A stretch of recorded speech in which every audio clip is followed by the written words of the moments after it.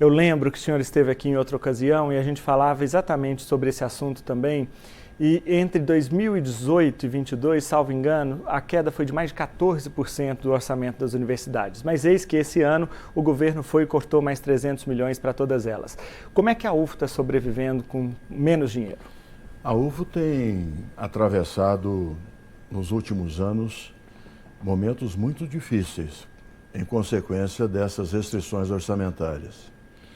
A bem da verdade, durante a pandemia, houve uma redução, cortes orçamentários, mas as universidades conseguiram, de uma forma geral, se adequar, porque vários contratos foram diminuídos, contratos de limpeza, de vigilância, energia, internet, tudo isso diminuiu muito, viagens diminuíram, praticamente não havia mais viagens, excursões de estudantes, coisa dessa natureza, durante a pandemia. Então, se adequou.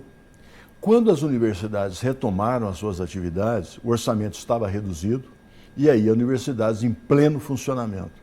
E aquilo era absolutamente de difícil gestão.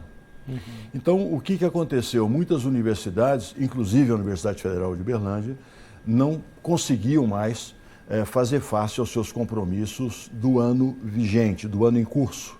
E aí, dívidas iam lá para o ano seguinte.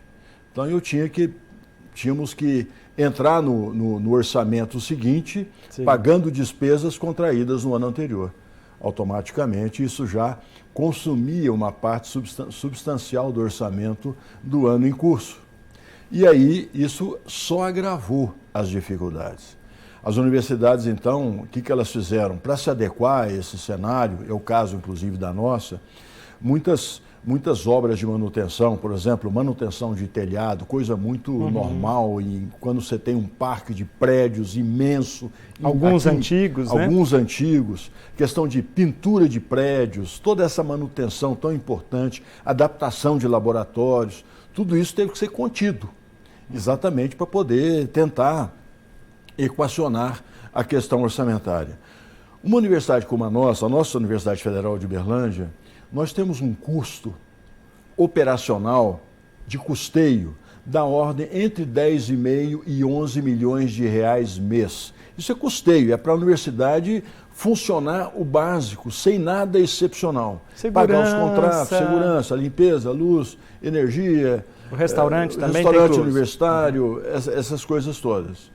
Aí o que acontece? O orçamento desse ano, ele veio muito ruim para as universidades. Nós precisaríamos aí de alguma coisa, quem sabe, da ordem de uns 130 milhões e recebemos 96.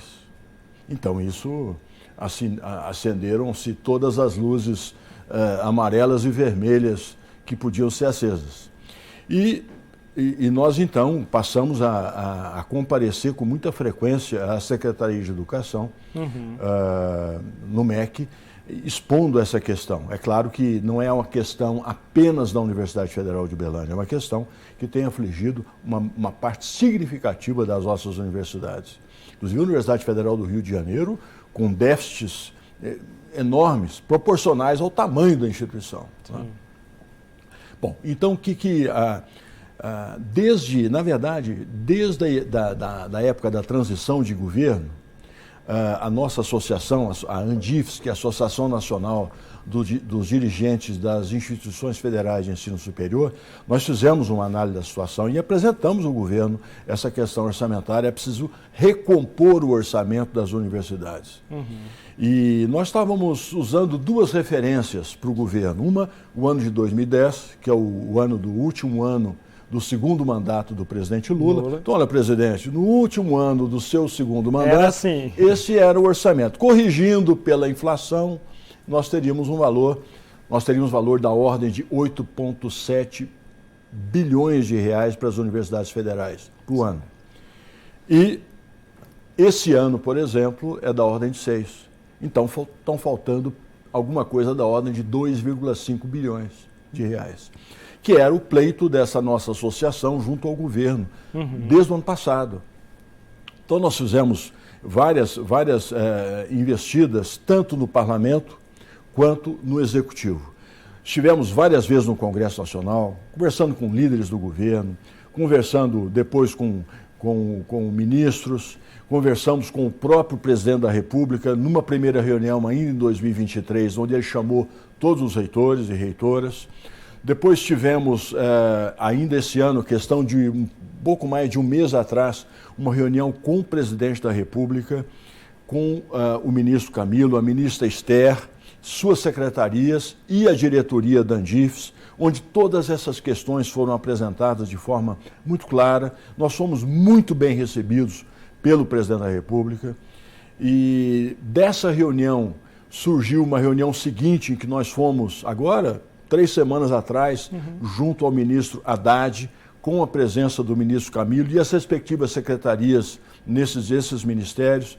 Então, toda essa questão, ela é do amplo conhecimento. Isso foi apresentado tanto verbalmente como do ponto de vista documental, de tal forma que o governo tem ampla informação sobre essas dificuldades. É claro que, do nosso lado, como nós havíamos sofrido anos seguidos de cortes, de reduções, de contingenciamentos, havia uma expectativa natural que com o novo governo nós teríamos aí uma abertura maior.